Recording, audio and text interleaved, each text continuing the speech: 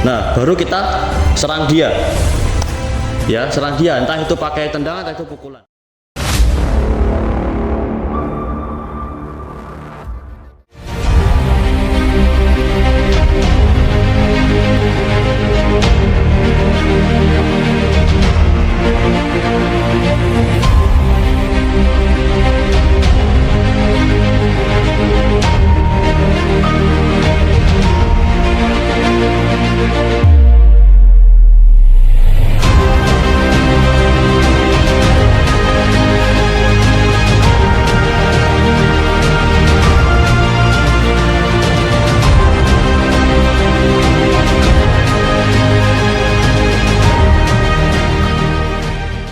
Bismillahirrahmanirrahim. Assalamualaikum warahmatullahi wabarakatuh. Ketemu dengan saya Muhammad Iwan Mustaqim dari program studi PGMI semester 3 Universitas Muhammadiyah Ponorogo. Nah, di video kali ini saya ingin menjelaskan tentang bela diri.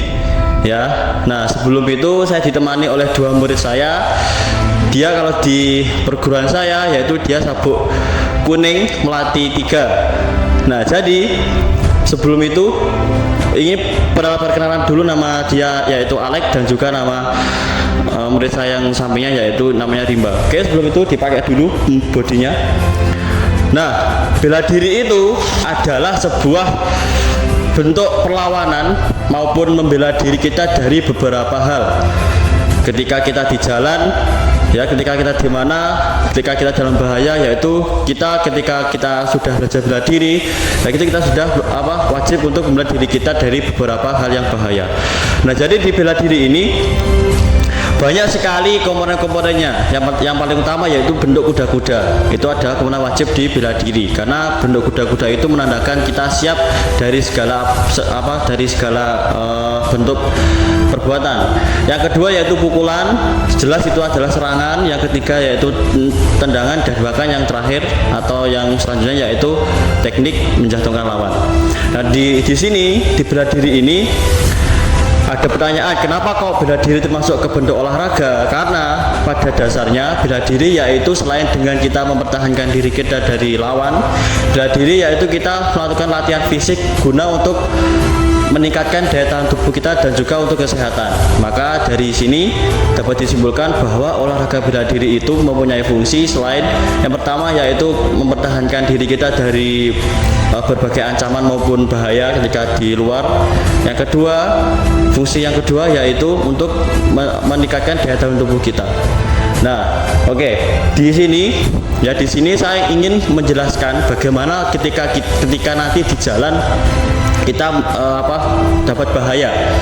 Nah, jadi semisal kalau di jalan itu apalagi musuh kita ketemu di jalan, bahwa entah itu begal, entah itu rampok, entah itu apa, paling pasti adalah musuh yaitu pukulan. Oke, Alex bisa istirahat dulu.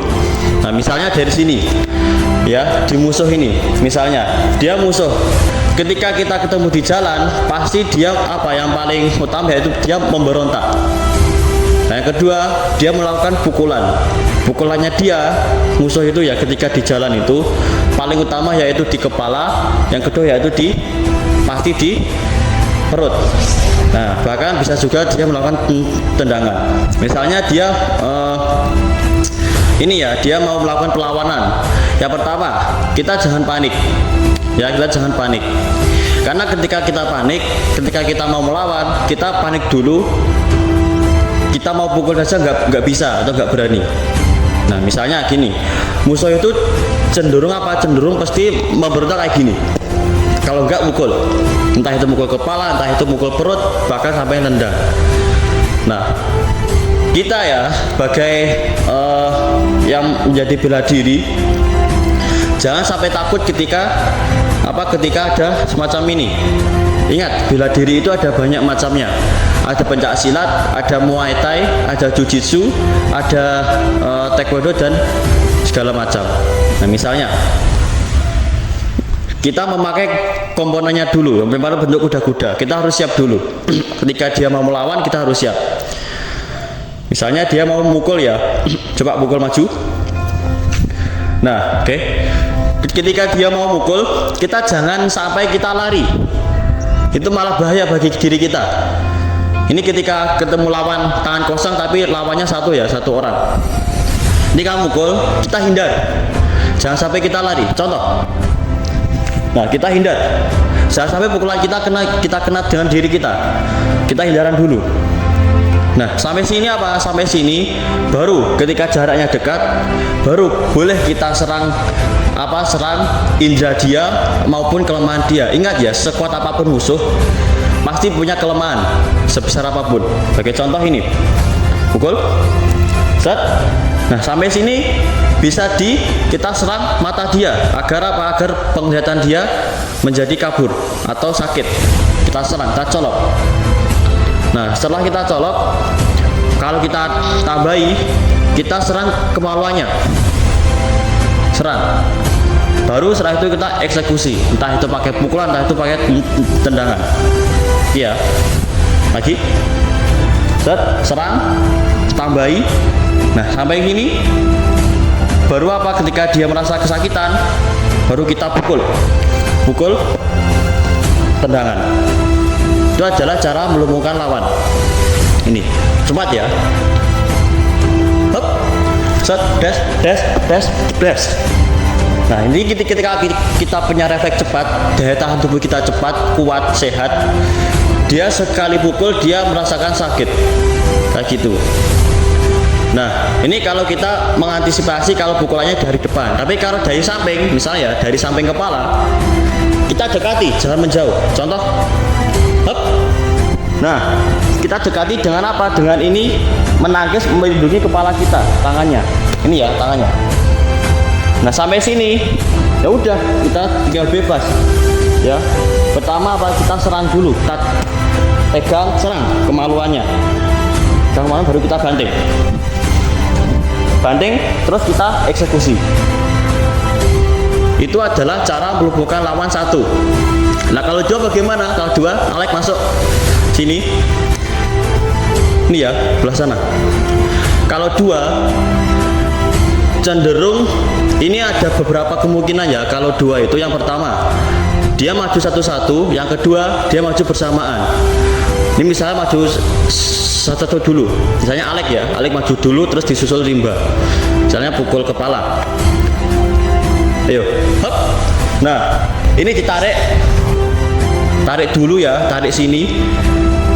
Kita lumpuhkan dia tapi agar dia nggak bisa berdiri, karena kalau kita lumpuhkan ini bisa saja dia masuk serang kita. Nah, ini cepat tapi refleksnya cepat, ditendang terus tendang kepala. Nah, baru kita serang dia. Ya, serang dia, entah itu pakai tendangan, entah itu pukulan. Jadi ketika lawan dua, ketika maju satu-satu kayak gitu. Tapi misalnya maju bersamaan, kayak contoh ya, sini satu, maju bersamaan nyerang kepala, nyerang pukulan, misalnya. Siap? Hop.